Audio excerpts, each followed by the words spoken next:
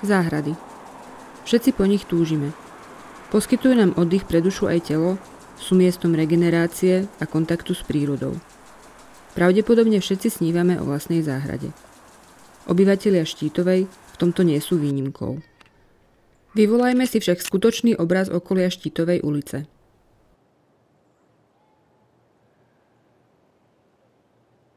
Štítová ulica kedysi stala na periférii starých Košíc prvej polovice 20. storočia.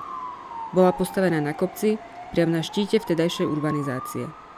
V jej blízkosti boli jazierka s napájadlami pre neďalekú kačaciu farmu. Kedysi na okraji, dnes okolo nej pulzuje rýchle tempo veľkomesta.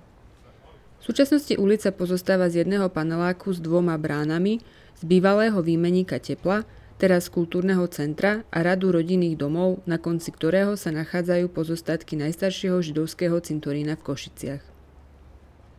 A to už jeden pán, ktorý sa o to stará, že kosí to a neviem čo, krvopotne starý pán, ktorý má 76-77 rokov, on dával tie kamene do pôvodného stavu, zase prišli tí kadejakí lumpovia, povalali to a neviem čože. Chýba mi predovšetkým zeleň. Aj napriek tomu, že to môže znieť paradoxne, lebo v starom meste, respektíve na Kuzmánke je dosť zelene, stále to vie byť lepšie.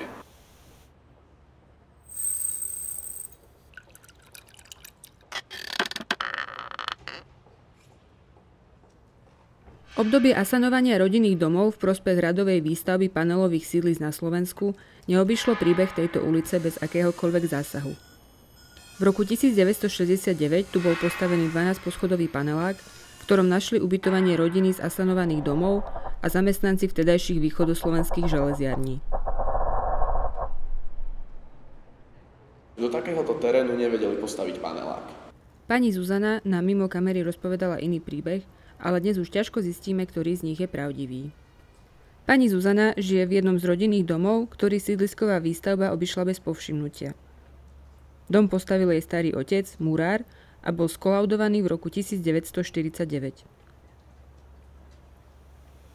Má síce to šťastie, že za domom vlastní pozemok so záhradou, ale nepredstavujme si to príliš rúžovo.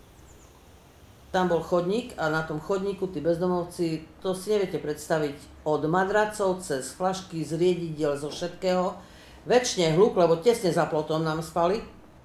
Eriková izba je taká malá, že sa mi ju kamerou nepodarilo zabrať inak než touto panorámou. Predstavme si, ako by asi vyzerala Eriková izba, ak by sa v nej okrem neho malo pomestiť aj záhradkárske náradie.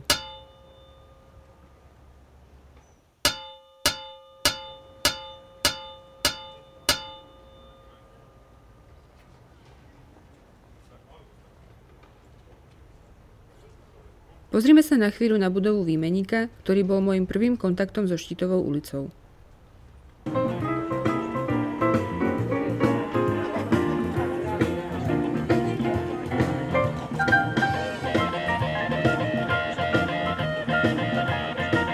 Predtým tieto budovy, ako aj táto, boli vlastne výmenníkové stanice tepla, to znamená, že sa z nich distribuovalo teplo do okolitých bytoviek.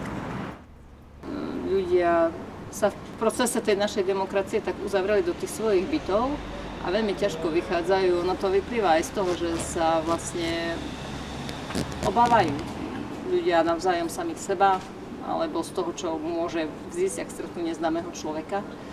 Takže je veľmi ťažko vysvetliť ľuďom, že tu je niečo také, čo je pre nich. Kto sa však stará o všetky verejné záhradky v okolí? Ona to zvelebí.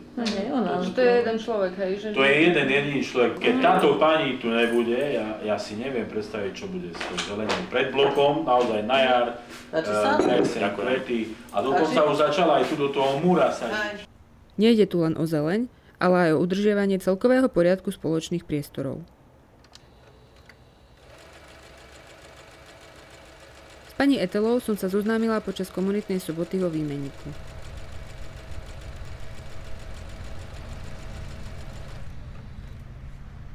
Býva na najvyššom poschodí paneláku a z okien má asi najobjektívnejší pohľad na novovznikajúce sídlisko Nová terasa. Je to strašne ako také nasustené pohľad z nášho domu na to sídlisko. Tá doba neprospela nejak raz ľudským vzťahom a ničomu. Ako to je také, že A čo ich zaujíma? Vlastný piesoček. Svoje vlastné a nič viac dookola. Ale práve z týchto najbližších blokov, napríklad z domu, kde bývam, tak je tu prakticky skoro nikto. Jednotlivec to nespraví.